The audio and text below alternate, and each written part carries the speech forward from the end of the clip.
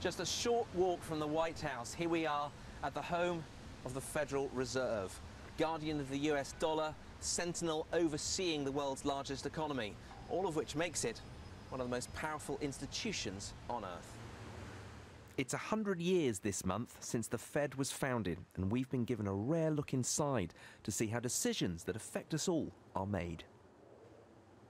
Suspicion of centralised power is evident in a couple of ways. One, you won't find the word central in this central bank's title. And secondly, although this is the Fed, there are 12 regional Federal Reserve banks, and their names are on the wall either side of me here in the atrium.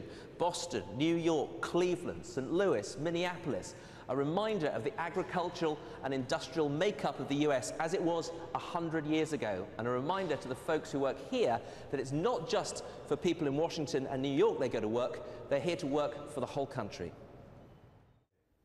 In this room, just off the boardroom, hang the portraits of past chairmen, and the history of the power struggle between the Fed and the government has taken many twists and turns. William McChesney Martin, for example, was continually getting into scrapes with the Oval Office about who really pulled the levers of economic power. There is an old expression well known to bankers, investors, and even to presidents: don't fight the Fed. And that warning leads some people to think that the Fed's staggering power should be curbed or even abolished. Others say that it's that precise lack of political influence that allows them to do radical and often unpopular things, like Paul Volcker had to do when he started raising interest rates very sharply in the 1970s.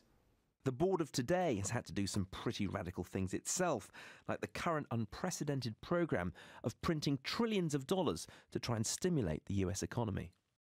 The heads of those 12 regional Federal Reserve banks get together with the Board of Governors to get down to the real business just through here.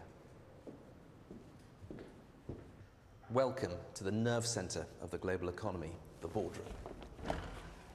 The most important room in the financial world. In this grand chamber, 19 chairs arranged around a table 27 feet long, which weighs 2 tons. And the financial heavyweights who sit in these chairs decide things like how many dollars should be in circulation, what should the rate of interest be, should there be more quantitative easing, less quantitative easing, decisions that have implications all around the world. And in this chair, at the centre of it all, the chairman of the Federal Reserve, one of the most important people in the entire world. But with great power comes great responsibility. That now falls to Janet Yellen, the first woman to sit in the chair, and the person who will lead the Fed into its next 100 years.